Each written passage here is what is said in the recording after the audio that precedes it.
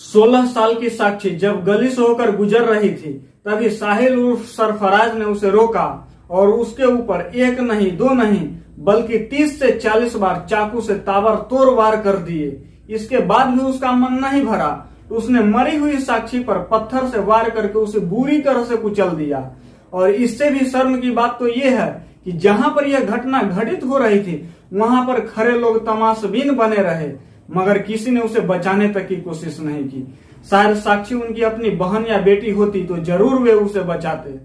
नमस्कार दोस्तों, मैं विवेक इस पूरी घटना को आपको शुरू से बताता हूँ। साक्षी अपने पिता जनक राज और माँ के साथ दिल्ली के E36 JJ कॉलोनी में रहती थी। वह पढ़ने में बहुत अच्छी थी। इसी वर्ष उसने 10वीं की परीक्षा पास की थी और वह पढ़ लेकर वकील बनना चाहती थी।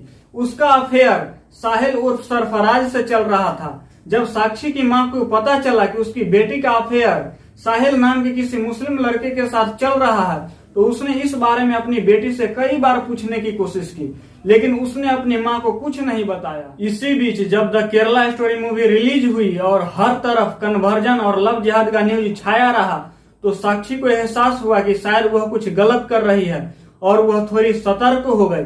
फिर कुछ ही दिन बाद उसे पता चला कि साहिल उसके साथ प्यार नहीं कर रहा है बल्कि वह उसके साथ लव जिहाद करना चाहता है। फिर क्या था, साक्षी ब्रेकअप करके उससे अलग हो गई और यही चीजें साहिल को बर्दाश्त नहीं हुआ। बीते 28 मई रविवार को साहिल अपना लव जिहाद वाला प्यार जबरदस्ती साक्षी के ऊपर थोपने लगा जिससे दोनों के बीच झगड़ा हो गया। इसके बाद साक्षी अपनी सहेली नीतू के बेटे के जन्मदिन में शामिल होने के लिए निकली। तभी साहिल गली में उसे रोका। यहाँ पर दोनों के बीच कुछ कहा सुनी हुई।